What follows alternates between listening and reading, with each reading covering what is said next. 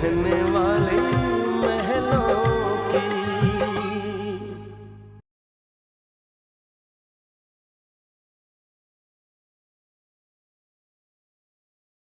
तुम्हें मुझे सब कुछ साफ साफ बताना होगा। तुम्हें मेरी आपको हमारी कसम राज, आप हमसे कुछ मत पूछेगा। जो रानी भाभी ने इस घर के लिए किया है ना, वो शायद ही कोई कर सकता है। बिल्कुल धोखा जो दिया है हम सबको। नहीं, धोखा रानी भाभी ने नहीं, आपकी बेटी ने दिया है आपको। पहले सलोनी की शादी कर दो, फिर सोचेंगे रानी के बारे में क्या करना है। भैया आप ये बात इतनी आसानी से कैसे कह सकते हैं? सलोनी के भविष्य में आग लगती तो लगे, लेकिन तुम्हारी बीवी रानी महारानी को कुछ नहीं होना चाहिए, है ना? मुझे आप सब लोग बख्श दो।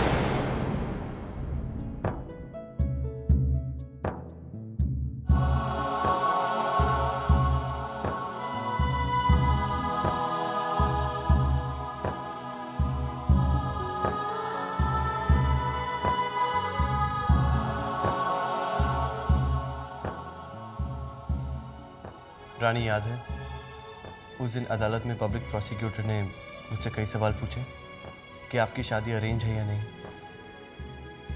आपको अपनी बीवी को जानने का मौका मिला या नहीं, और मैंने पूरे विश्वास के साथ कहा कि मैं अपनी रानी को अच्छी तरीके से जान गया हूं। लेकिन मैं सिर्फ जान ही पाया, पहचान का पाया था।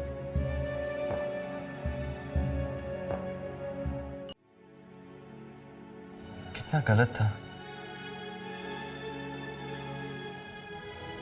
मुझे लगता था कि मैं तुम्हारी दिल की हर बात को समझ सकता हूं, तुम्हारी आंखों से तुम्हारे दिल की हर बात को जान सकता हूं, लेकिन नहीं, तुमने इतनी बड़ी बात कितनी सफाई से मुझसे छुपाई। राज, आप क्या कहना चाह रहे हैं? हम समझ नहीं रहे हैं। मैं तुमसे कहना चाहता हूं कि मैं तुम्हें अब अच्छी तरीके से जान गया हूं और पहचान भी गया हूं कि कितना बड़ा दिल है तुम्हारा, और तुमने मेरे घर को, मेरे घर के लोगों को इस तरह अपना लिया है कि तुमने सलोनी का इतना बड़ा दोष अपने सर पर ले लिया। हमने कहा था सलोनी को।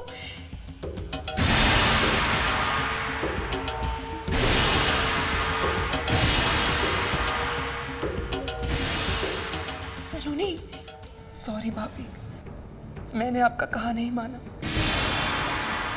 लेकिन मैं आपको बार बार अपमानित होते हुए नहीं देख सकती थी, और अब मैं अदालत में भी अपना गुनाह कबूल कर लूंगी। सबको बता दूंगी कि विक्रम के साथ आपका नहीं बल्कि। सलोनी, तुम पागल हो गई हो। राज, सलोनी तो नादान है, आप भी इसे कुछ समझाइए ना। क्या हो गया आप दोनों को? समझने की कोशिश क्यों नहीं कर रहे हो? सलोनी देखो, तुम्हारी जिंदगी की शुरुआत होने वाली है। हम पर तो इल्जाम लग ही चुका है। हम नहीं चाहते कि हमारे दाग की चींटी सलोनी के दामन पर लगे। सलोनी, तुम्हारी अभी जिंदगी शुरू होने वाली है, तुम्हारी शादी होने वाली है, और अगर सबको ये बात पता चल गई तो जिंदगी शुरू करने से पहले तुम्हारे रास्तों पे कांटे पिच जाएंगे। भले ही आपके पांव उन कांटों पर चलकर लहूलुहान हो जाए। नहीं भाभी। सलोनी, तुम कोर्ट में किसी से कुछ नहीं कहोगी, समझे तुम? नहीं राज, आप हमें कुछ मत समझाइए। सलोनी, तुम्हें अगर कुछ हो गया तो हम अपने आप को कभी माफ नहीं कर पाएंगे, और ना ही एक भी दिन चैन की सांस ले पाएंगे।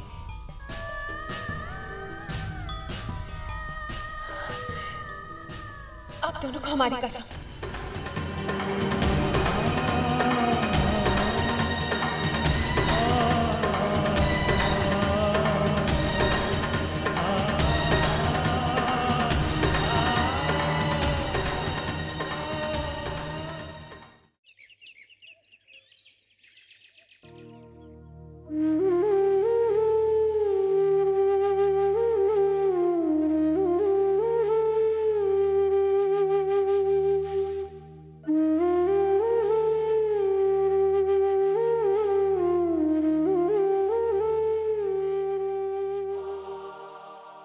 पापा,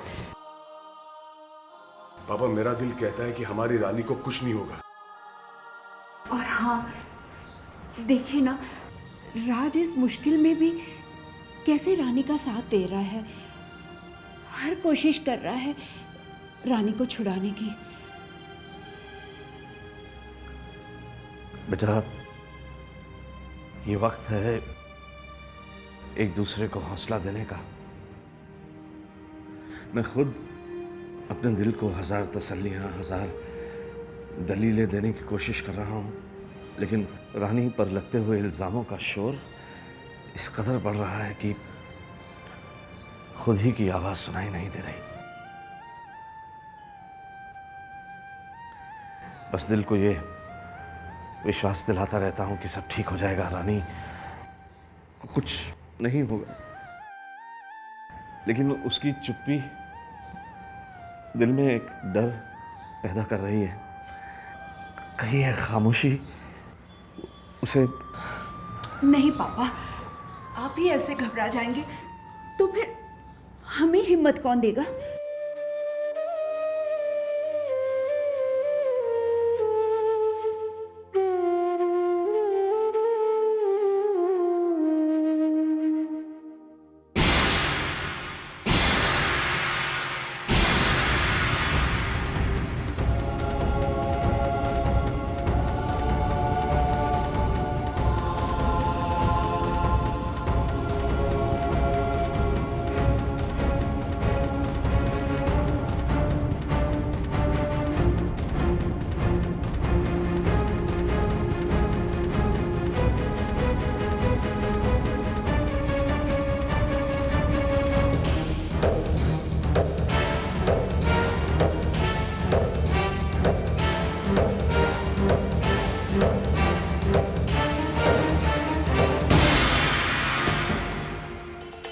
समझती क्या है अपने आप को?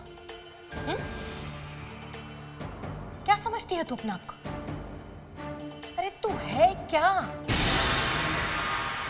सलोनी की गलत हरकतों के बारे में तुझे शुरू से सब कुछ मालूम था ना?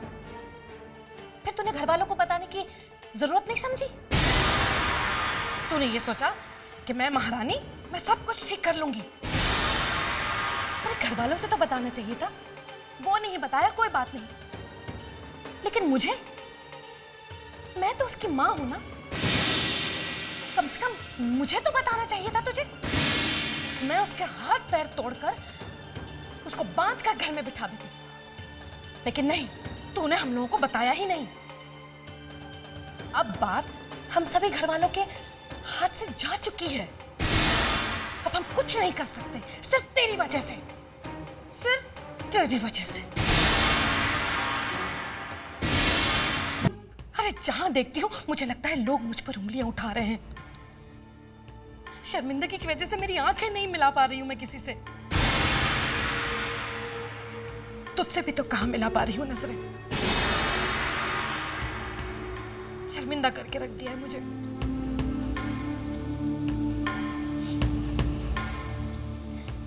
जब मैं तुझे ब्याह कर इस घर में लाई थी ना, तब मैं बहुत खुश थी कि मैं बहू को लेकर आई हूं और ढेर सारी दौलत उसके साथ आएगी। लेकिन जब मैंने ये देखा कि दहेज में तू तो फूटी कौड़ी तक नहीं लेकर आई, तब तू मेरी नजरों में खटकने लगी तू मेरी नजरों में। मैंने इसे क्या कुछ नहीं कहा जी, मैंने इसे गालियां दी, कोसा, लेकिन ये, हे भगवान, ये तो न जाने किस मिट्टी की बनी हुई है। इसने कभी पलटकर मुझे कोई उल्टा जवाब नहीं दिया, कभी किसी से मेरी शिकायत तक नहीं की। अरे मैंने तो तुझे तेरे शौहर से, अपने बेटे राज से अलग करने की पूरी कोशिश की, तब भी इसके मुंह से कुछ नहीं फूटी, उफ तक नहीं निकाली इसने अपने मुंह से। अरे फूटती क्यों नहीं तू कुछ अपने मुंह से? अरे तो किस मिट्टी की बनी हुई है? हाँ, सलोनी का सारा दोष तूने अपने आप पर क्यों ले लिया? अरे उसकी सगी बहन भी होती ना तो इतना बड़ा त्याग शायद नहीं दे पाती। लेकिन तू, जिस घर में तुझे प्यार नहीं मिला, इज्जत नहीं मिली, उस घर के लोगों के लिए तूने अपनी इज्जत दांव पर लगा दी। क्यों? आज अपनी छोटी बहू के सामने मैं अपने आप को इतना छोटा महसूस कर रही हूं। क्यों नहीं मैं तुझे समझ सकी? तुझ में इतना सब्र कहां से आया? कहां से आई तुझ में इतनी सहनशीलता? ये तुझे पहचान गए, लेकिन मैं अंधी कैसे हो गई थी? हाँ, मेरी आंखों पर तो लालच की पट्टी बंधी हुई थी ना। दहेज और पैसों के लालच में मैं अंधी हो गई थी। अरे लानत है मुझ पर, लानत है मुझ पर, और जी लानत है उन सभी सास ससुर पर जो अपनी बहुओं के साथ ऐसा व्यवहार करते हैं, जो ये भूल जाते हैं कि जो उनकी बहू है वही तो उनकी असली लक्ष्मी है। उसके साथ आया धन दौलत वो कुछ भी नहीं है। रानी मैं क्यों नहीं देख पाई वो अच्छे संस्कार जो तेरे पापा ने तुझे दिए थे? मैं क्यों नहीं देख पाई वो प्यार जो तू हम लोगों के साथ बांटने के लिए आई थी? क्यों नहीं देख पाई मैं?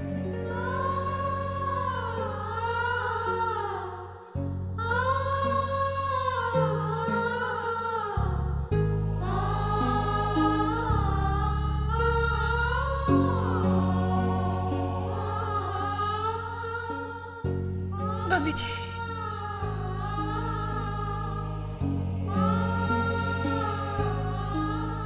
मम्मी जी मत बोल मुझे। इस मम्मी जी ने तुझ पर बहुत ज्यादतियां की है, बहुत जुल्म किए हैं तेरे साथ। बहू बनाकर लाई थी तुझे, लेकिन तूने तो बेटी बनकर मेरा दिल ही छू लिया। अब मैं मां बनकर तुझे ढेर सारा प्यार देना चाहती हूँ, ढेर सारा प्यार।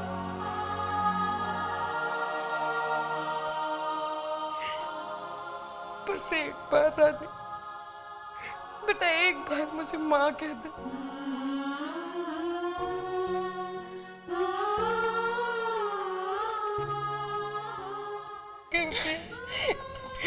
माफ कर दे मेरे बच्चे, मुझे माफ कर दे बेटा, माफ कर दे माँ, माफ कर दे मुझे, माफ कर दे।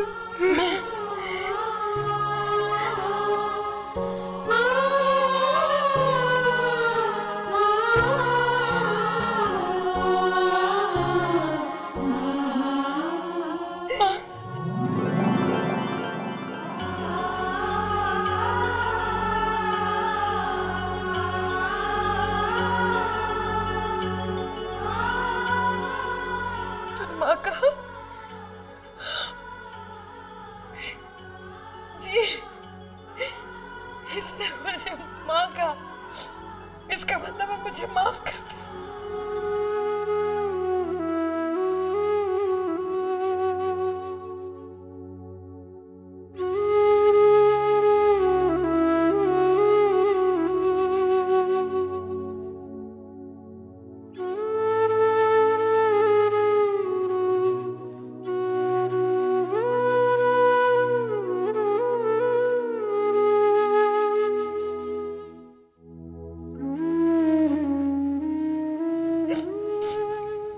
रानी बेटा, पत्थर को कभी पिघलते हुए देखा है? देख कितना बड़ा चमत्कार कर दिया तूने। हिटलर की आंखों में आंसू।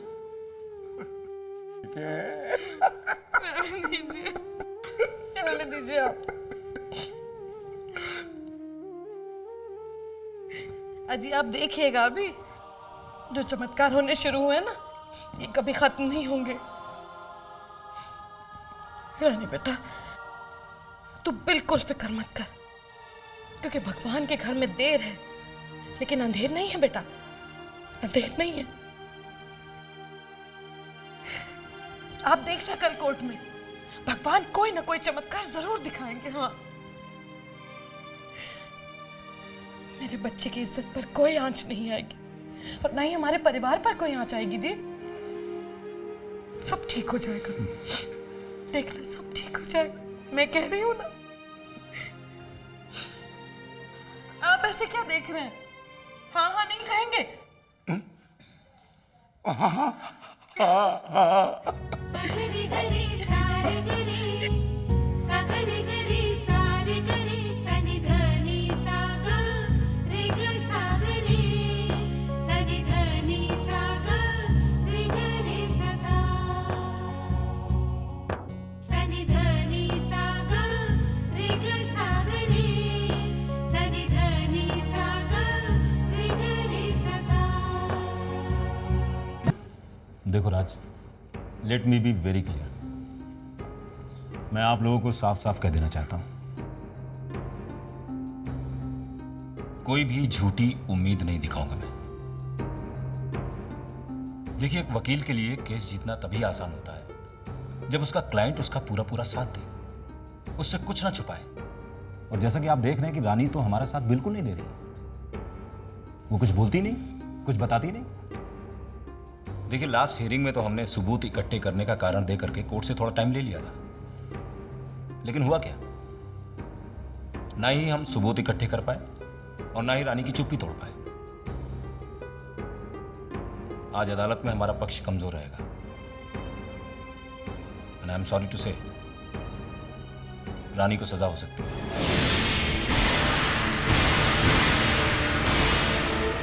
शायद उम्र कैद।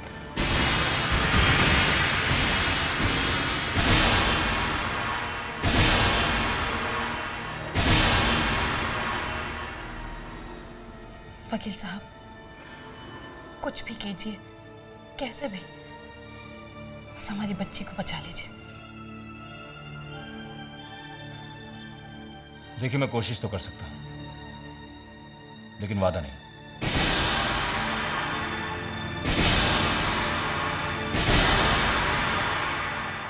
अदालत की कार्रवाई शुरू की जाए। योर ऑनर, मेरे काबिल दोस्त आज रानी की बेगुनाही के लिए कुछ नए सबूत अदालत में पेश करने वाले थे, मगर अब तक ना कोई नया सबूत पेश किया गया और ना कोई गवाह। योर ऑनर, यह बात साफ करती है कि यह अदालत का समय बर्बाद किया जा रहा है। मैं फिर अपनी बात को दोहराता हूं कि रानी गोयल के विक्रम के साथ नाजायज संबंध थे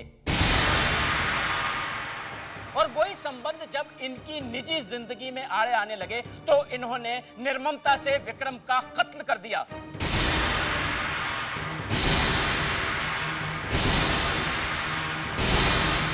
लिहाजा मैं अदालत से यह दरख्वास्त करता हूं कि इस बदचलन औरत को सख्त से सख्त सजा दी जाए।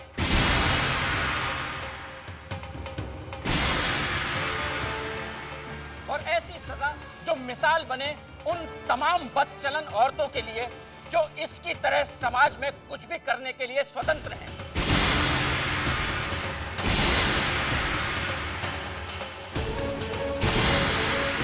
That's all.